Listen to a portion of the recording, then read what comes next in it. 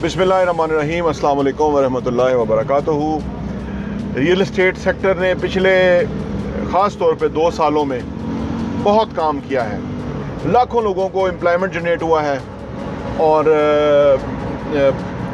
वो लोग कि जो किसी भी शोबे में बेरोज़गार हो गए थे या जिनके सरमाए में बरकत नहीं आ रही थी, मुनाफा नहीं आ रहा था, वो उन्होंने सरमाया यहाँ लाया। जिसके पास जो कुछ था वो इस शोबे में लेके आया और अल्लाह ने इस शोबे को बहुत तरक्की दी।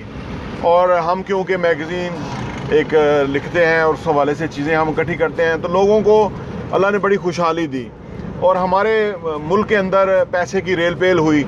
और जब ये गवर्नमेंट अभी IMF के पास गई और IMF ने जो है वो चीज़ें पॉइंट आउट करना शुरू की, डिक्टेट करना शुरू की, बल्कि ऑर्डर करना शुरू की, तो उसके ऊपर आके जो ऐसे लोग थे कि जो बेसिकली दफातर से निकलते नहीं हैं, जिनका आप समझ लिए कि जिनकी टोटल दुनिया वो कुर्सी और वो टेबल और वो वॉशरूम और वो उसी के गिर्द घूमते रहते हैं सारा दिन, उन अक्लमंदों ने बैठे बैठे ऐसा फ़ैसला कर दिया कि जो प्लॉट की कीमत कभी 1 करोड़ थी उसको 3 करोड़ पे एकदम से ले गए, और जो कोई 10 करोड़ का प्लॉट था वो 30 करोड़ का उन्होंने ले गए कि जी मार्केट में इस तरह बिक रहे हैं। हालांकि ऐसा तो नहीं था।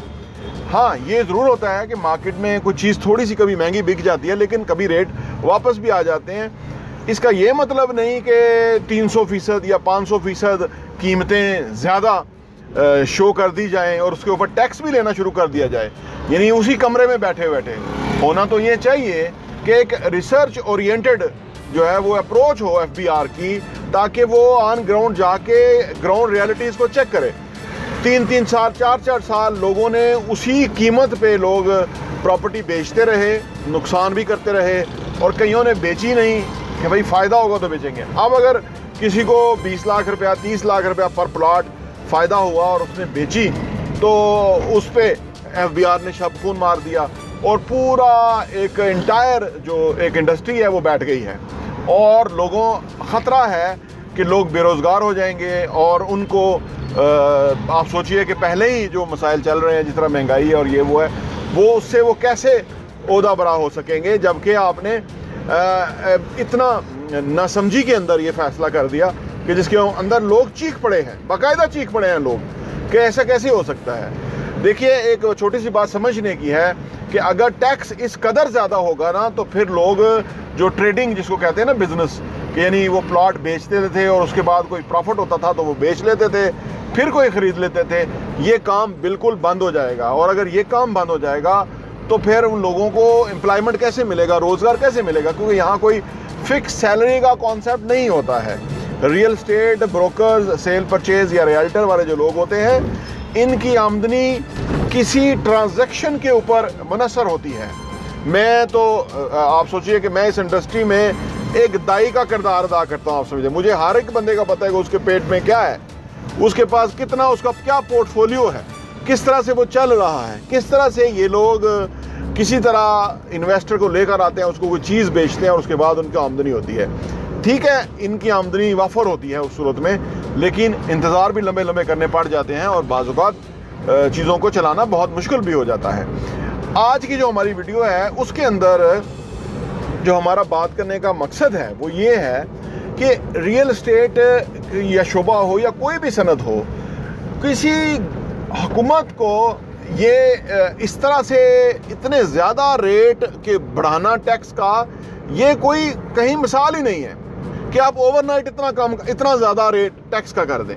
अगर आपने बढ़ाना भी था 5-10% बढ़ा सकते थे आप, कि कोई लॉजिकल हो, समझ आए। और फिर दूसरी बात ये कि टैक्स लेने के लिए स्टेक होल्डर्स को ऑन बोर्ड लेना पड़ता है। आपको देखना पड़ता है कि भाई जो टैक्स देने वाला है उसके अंदर सकत भी है कि नहीं है। अगर आप जानते हैं कि उसके अंदर उससे बात ही नहीं की हुई, तो आप कैसे टैक्स ले लेंगे?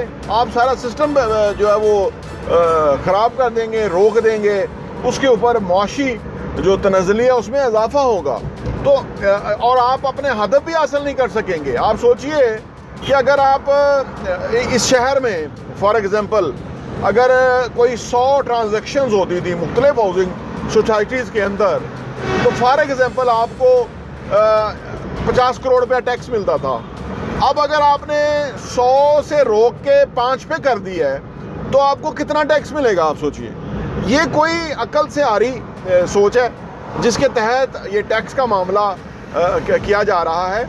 और ये बात यह है कि जो लोग टैक्स के इश्यूज़ को डील करने वाले होते हैं वो बड़े बुर्दबारी का मुजाहरा करने वाले होते हैं, फहमो फरासत का मुजाहरा करने वाले होते हैं, अक्ल दानिश को शामिल करते हैं। ना ही बिज़नेस जिस तरह से होता है कि आपने खौफ और हरास नहीं फैलाना होता तो बिज़नेस करना होता है, टैक्स भी आप खौफ और हरास फैला के नहीं हासिल कर सकते। ऑल ऑफ ए सडन आप इस तरह से एक ही